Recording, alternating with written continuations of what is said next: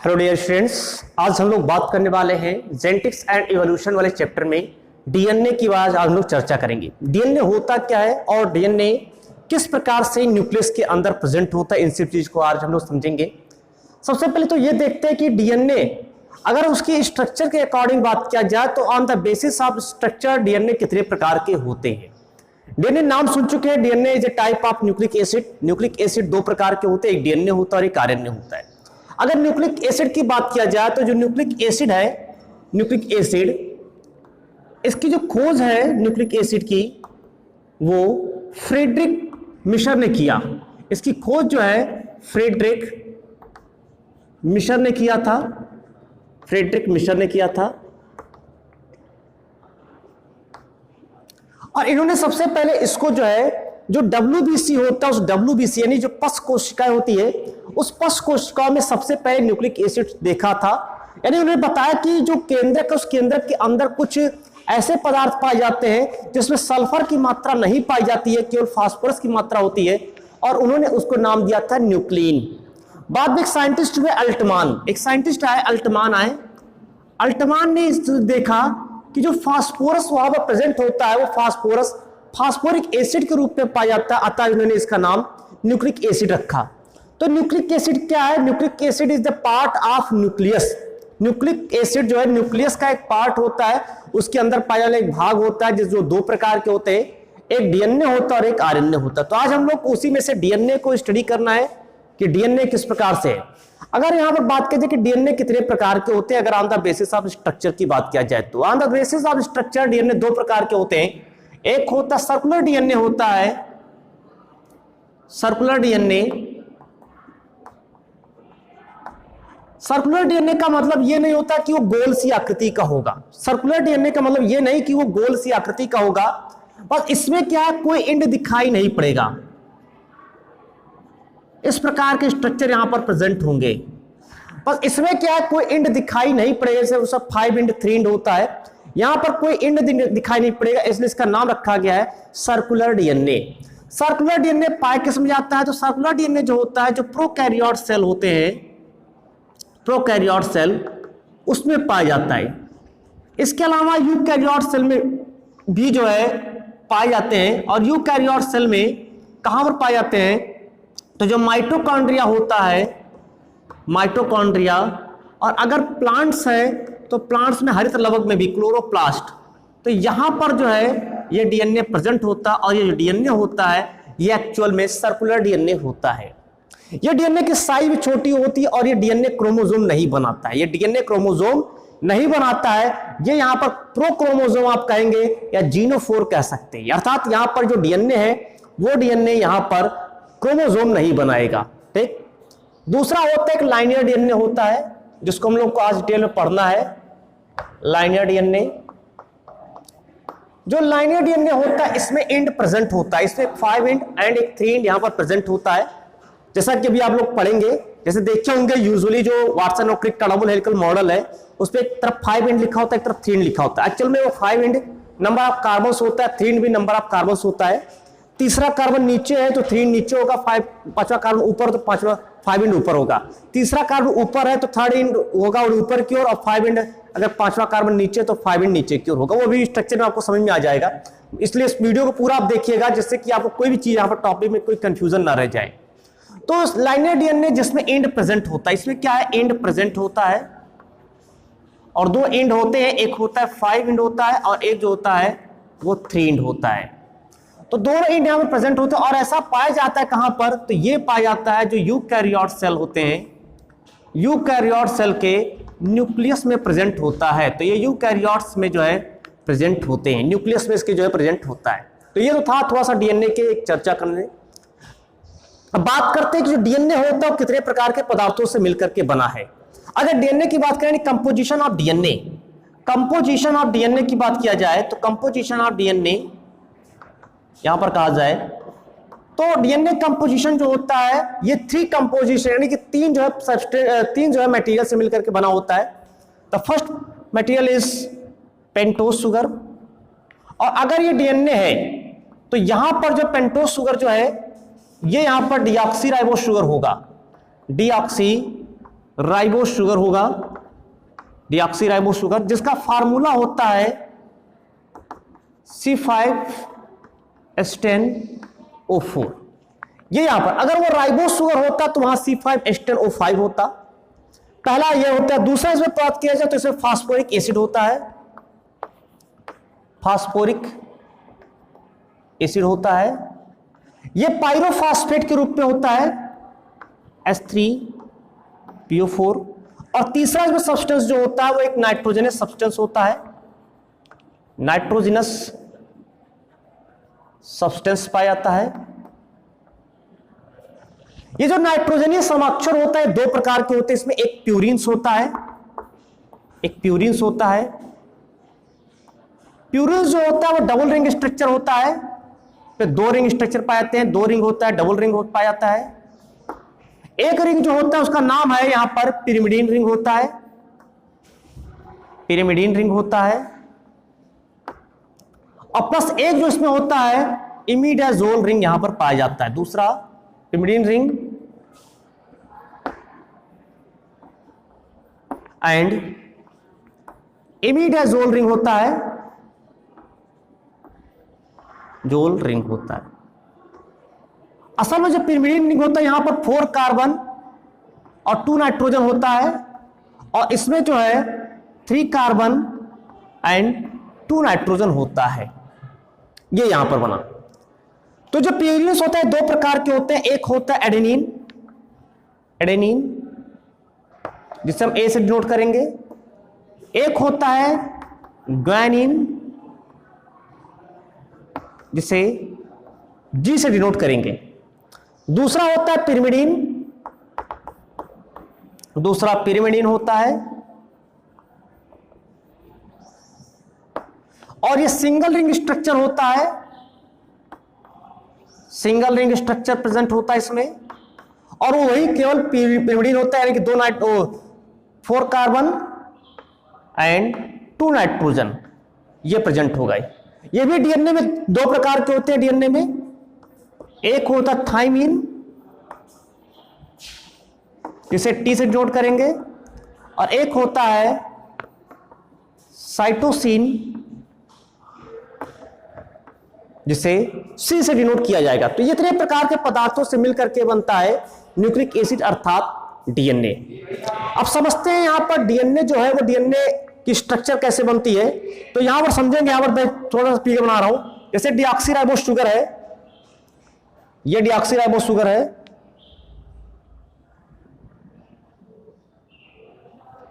ये deoxyribose sugar है, ये फर्स्ट कार्बन, थोड़ा सा इसको सही बना दे, या यहां पर इसको मैं देख लेता हूं इस तरफ से, यहां पर थोड़ा सा क्लियर दिखेगा आपको,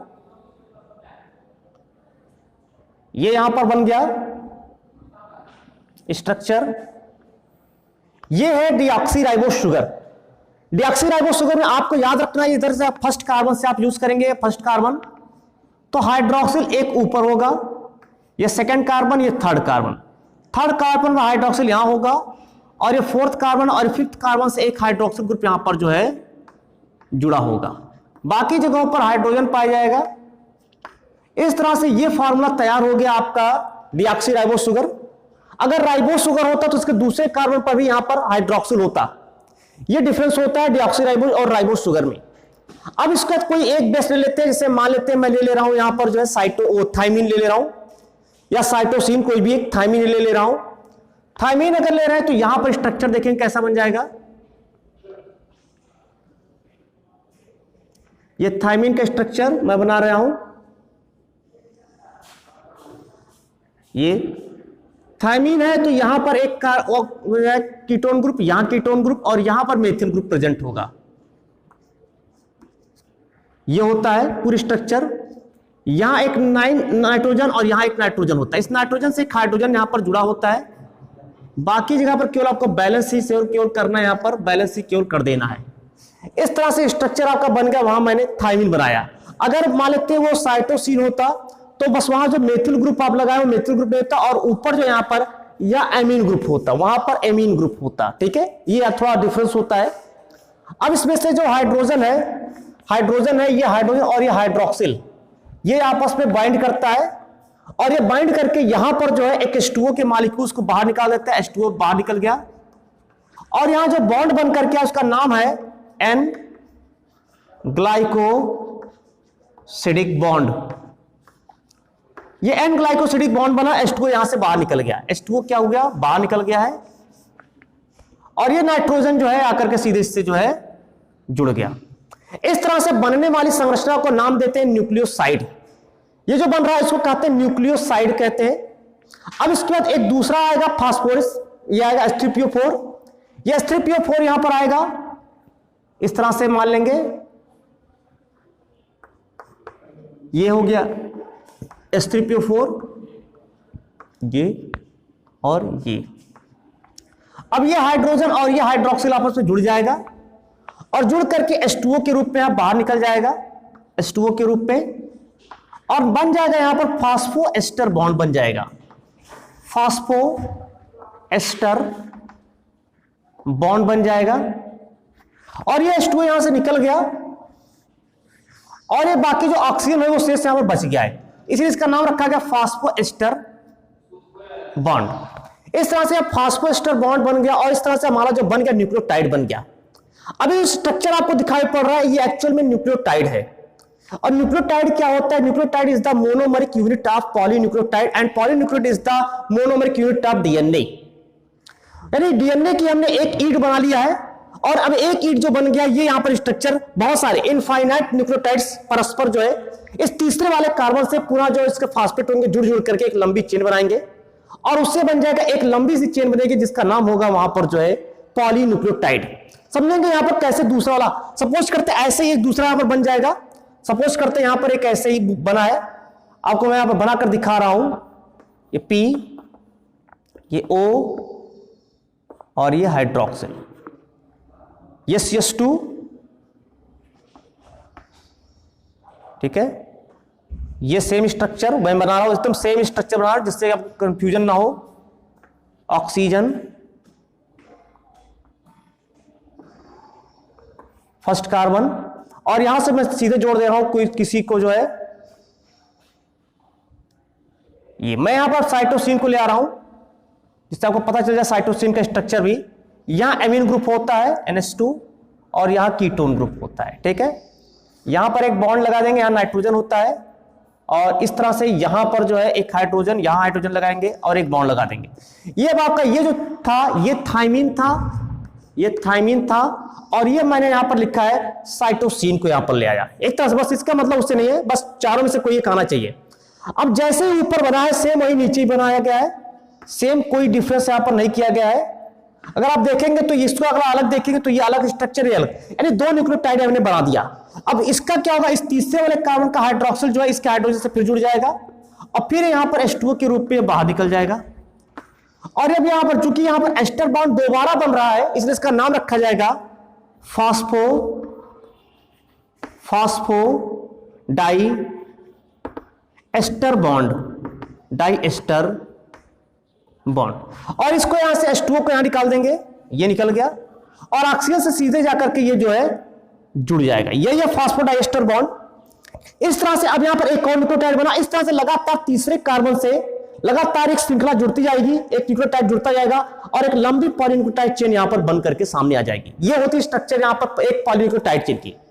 दूसरा जो बनेगा, इसी चीज को आप उठा करके घुमा दीजिए, इसको पलट दीजिए तो ये जो 5 इंड है वो नीचे चला जाएगा, तीसरा कार्बन ऊपर चला जाएगा। पांचवा कार्बन अगर उसको घुमाएंगे तो ये पांचवा कार्बन जो है ये नीचे चला आएगा, ये पांचवा कार्बन नीचे और तीसरा कार्बन ऊपर हो जाएगा। तो एक श्रृंखला जो होती है 5 into 3 और दूसरी श्रृंखला 3 into 5 इंड यहां पर बन जाती है। तो ये यहां पर स्ट्रक्चर होता है पॉलीन्यूक्लियोटाइड का।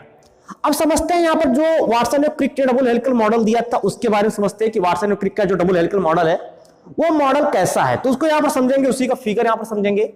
ये मैंने स्ट्रक्चर यहां पर बना दिया था, तो ये इसी स्ट्रक्चर पर आपको बेस्ड रखना है, बस ज्यादा नहीं कुछ करना है। बहुत ही आसान सा टॉपिक है, आप देखेंगे तो आपको समझ में आ जाएगा कि डीएनए किस प्रकार से बनता है। तो इस तरह से एक पॉलीन्यूक्लियोटाइड चेन ये बना और दूसरा पॉलीन्यूक्लियोटाइड चेन उसके अपोजिट बनेगा।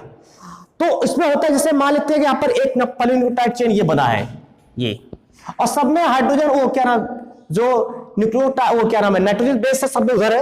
सब मान लिया वहां पर मैंने बनाया है थाइमिन है, फिर साइटोसिन है, हो सकता है आगे एडेनिन आए, ऐसे ग्वानिन आए, ऐसे आ रहा है।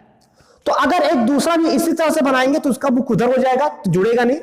तो ये 5 एंड है, ये 5वां कार्बन ऊपर है ना, 5वां कार्बन ऊपर है और तीसरा कार्बन सभी जगह पर नीचे ही आ रहा है, तो ये तीसरा कार्बन है।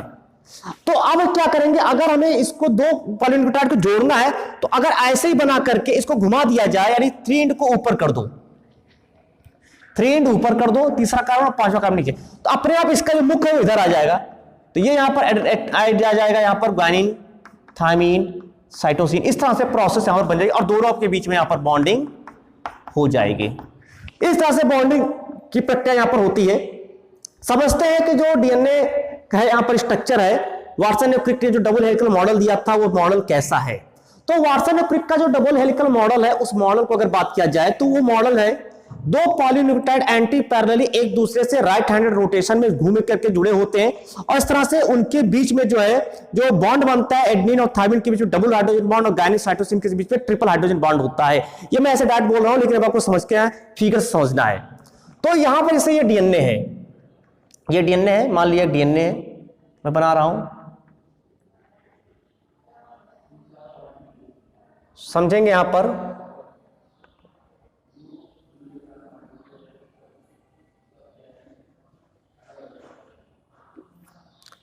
एक हो गया ये,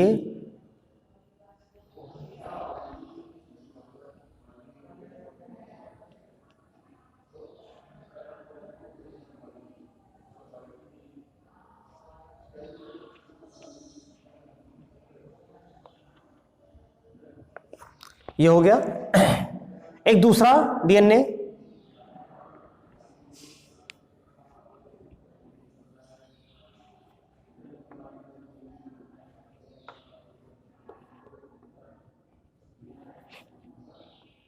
समझेंगे थोड़ा सा यहां पर गलतियां ना हो,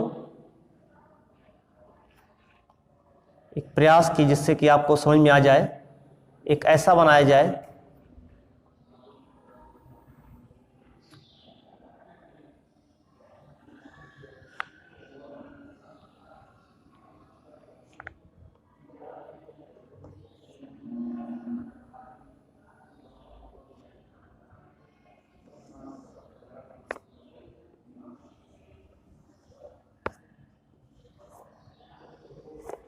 ये मैंने एक फिगर बनाया। अब थोड़ा सा रफली टाइप का है, आप उसको थोड़ा सा ध्यान से पढ़ेंगे। एक रफली टाइप मैंने फिगर बनाया, थोड़ा सा इसको सही कर दें कि बहुत कुछ ज़्यादा ही नीचे हो गया है, ठीक है। थोड़ा सा इसको आप क्लियर फिर से बना दे रहा हूँ, इससे कि एक कन्फ्यूज़न ना रहे, बहुत ज़्यादा पास हो गया है और इतने नज़दीक रहेगा तो उसको समझ में नहीं आएगा, इसलिए मैं इसको फिर से बनाना पड़ेगा मुझे। तो आप समझेंगे इस चीज़ को, टॉपिक को, कि ज्यादा नजदीक होने पर क्या होगा कि आपको समझ में नहीं आएगा, क्योंकि जब मैं यहाँ पर बॉन्ड बना लूंगा तो बॉन्ड में आपको दिक्कत हो सकती है। तो इसीलिए मैं यहाँ पर थोड़ा सा जो है दूर से रख रहा हूँ। अब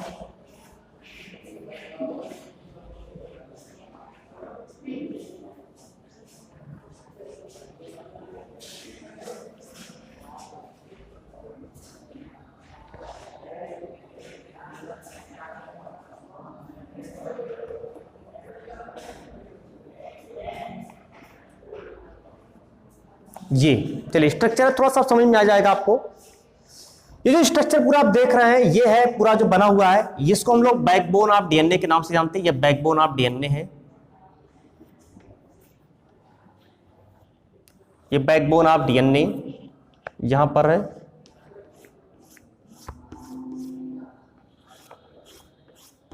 बैकबोन ऑफ डीएनए,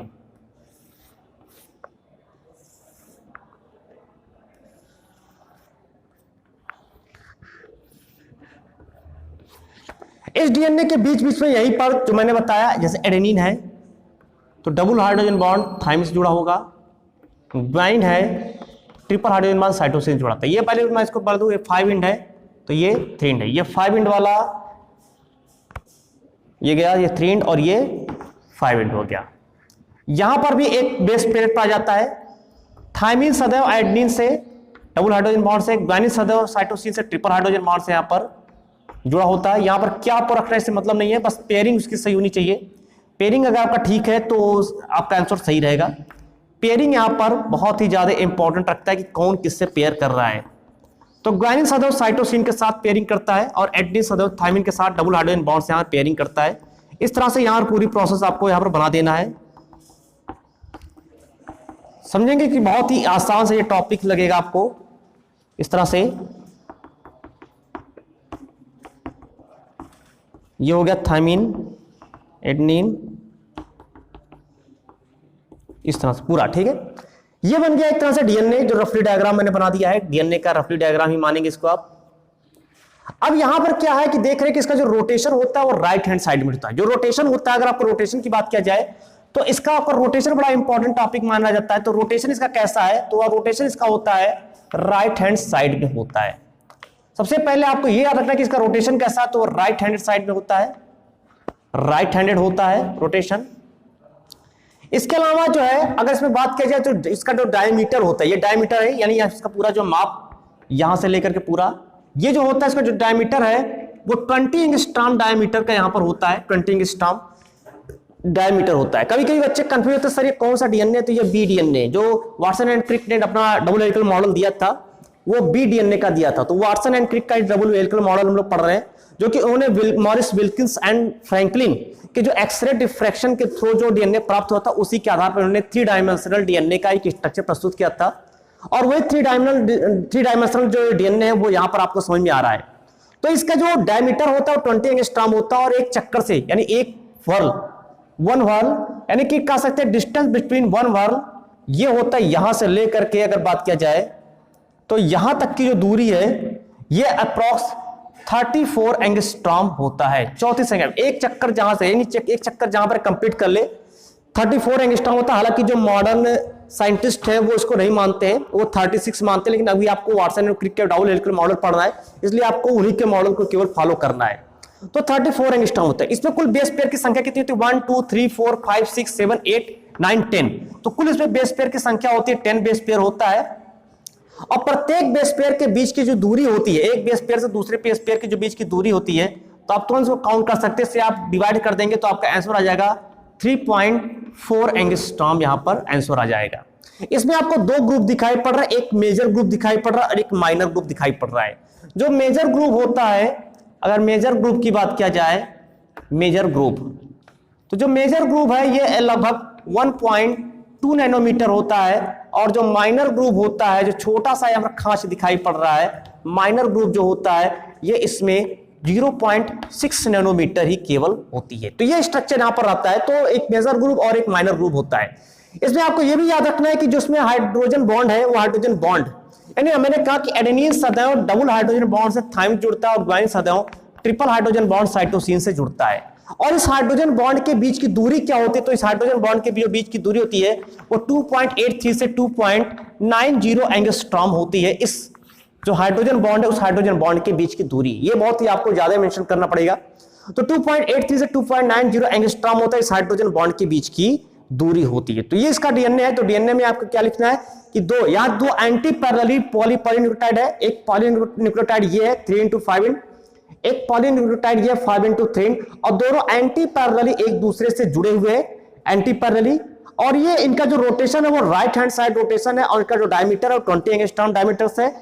यहां पर डिस्टेंस की बात करें, distance between one whorl 34 angstrom and each whorls have a 10 base pair. यहां पर 10 बेस पेयर प्रेजेंट होता है। एंड जो यहाँ पर बेस पेयर है, इस बेस पेयर के बीच की दूरी, जो डिस्टेंस बिटवीन बेस पेयर है वो 3.4 एंगस्ट्रॉम होती है। समथिंग यहाँ पर प्रेजेंट होते हैं minor major groups and others minor group. Major groups is 1.2 nanometer and minor group is 0.6 nanometer यहाँ पर पाया जाता है। ये जो आप देख रहे हैं इसको बैकबोन ऑफ डीएनए के नाम से आते हैं। और ये हाइड्रोजन बॉन्ड जो बना है ये इसी बेस पेयर से जाकर के यहाँ पर ज्वाइनिंग कर रहा है, और इसी से यहाँ पर जो है दोनों जो है जुड़े होते हैं। इस तरह से एक लंबा सा पॉलीन्यूक्लियोटाइड चेन बन रहा है, डबल पॉलीन्यूक्लियोटाइड चेन, और यही अंतिम में चल करके डीएनए का फॉर्मेशन यहाँ पर कर लेता है। तो ये था जो पूरा टॉपिक था, ये वाटसन और क्रिक का डबल हेलिकल मॉडल था। और ये पूरा टॉपिक आपका डीएनए था। जो डीएनए में आपने देखा कि किस प्रकार से डीएनए बनता है। सबसे पहले इसका एक न्यूक्लियोसाइड बनाए, फिर एक न्यूक्लियोटाइड बनाए, फिर एक पॉलीन्यूक्लियोटाइड बनाया, और उसका 2 पॉलीन्यूक्लियोटाइड चेन को जोड़ करके परस्पर एक डीएनए का निर्माण यहां पर कर लेते हैं। तो ये पूरा जो था टॉपिक आज का ये था डीएनए। आई होप आप लोग को समझ में आया होगा। अगर नहीं समझा तो इस वीडियो को आप फिर से देखिए और उस स्ट्रक्चर को आप बहुत ही ध्यान से देखिएगा, क्योंकि वही आपका पूरा मेन टारगेट्स है, क्योंकि न्यूक्लियोटाइड वही बन रहा है। और उसके बाद यहाँ पर जो डबल स्टैंडर्ड डीएनए, इसको आप देखिएगा। मिलते हैं नेक्स्ट वीडियो में नेक्स्ट टॉपिक के साथ, तब तक के लिए थैंक यू सो मच।